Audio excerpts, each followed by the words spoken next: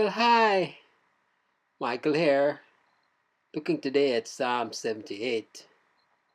And this psalm is subtitled, Tell the Coming Generation.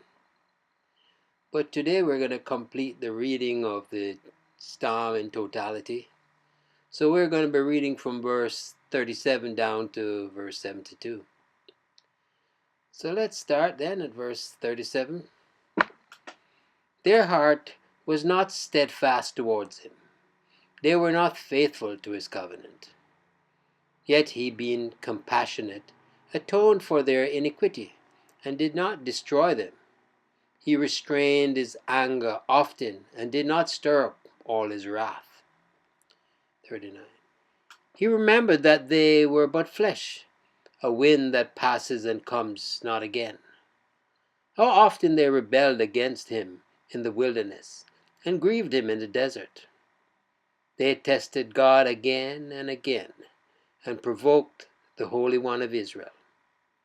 They did not remember his power, or the day when he redeemed them from the foe, when he performed his signs in Egypt and his marvels in the fields of Zoan. He turned their rivers to blood, so that they could not drink of their streams. He sent among them the swarms of flies, which devoured them, and frogs, which destroyed them. He gave their crops to the destroying locusts, and the fruit of their labor to the locusts. He destroyed their vines with hail, and their sycamores with frost. He gave over their cattle to the hail, and their flocks to thunderbolts. He let loose on them his burning anger, wrath, indignation, and distress, a company of destroying angels. Verse 50. He made a path for his anger. He did not spare them from death, but gave their lives over to the plague. He struck down every firstborn in Egypt, the firstfruits of their strength in the tents of Ham. Then he led out his people like sheep and guided them in the wilderness like a flock. He led them in safety so that they were not afraid, but the sea overwhelmed their enemies. And he brought them to his holy land, to the mountain which his right hand had won. He drove out nations before them. He appointed them for a possession, and settled the tribes of Israel in their tents. Yet they tested and rebelled against the Most High God, and did not keep his testimonies, but turned away and acted treacherously like their fathers. They twisted like a deceitful bow, and they provoked him to anger with their high places. They moved him to jealousy with their idols. When God heard, he was full of wrath, and he utterly rejected Israel. He forsook his dwelling at Silo, the tent where he dwelt among mankind, and delivered his power to captivity, his glory to the hand of the foe.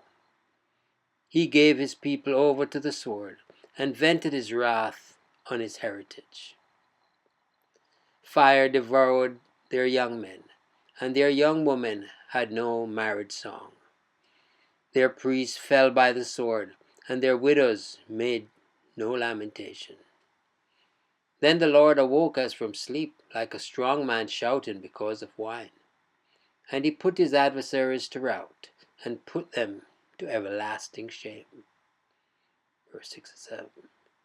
He rejected the tent of Joseph. He did not choose the tribe of Ephraim, but he chose the tribe of Judah. Mount Zion, which he loves, he built his sanctuary like the high heavens, like the earth, which he had founded forever. He chose David his servant, and took him from the sheepfolds. From following the nursing ewes, he brought him to shepherd Jacob his people, Israel his inheritance. With upright heart he shepherded them and guided them with his skillful hands.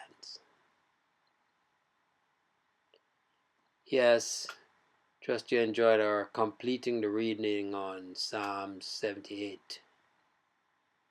Trust you'll be able to listen to it and just eagerly await further exposition on the verses of Psalm 78. Alright then, it's Michael here declaring yet again that Jesus is Lord.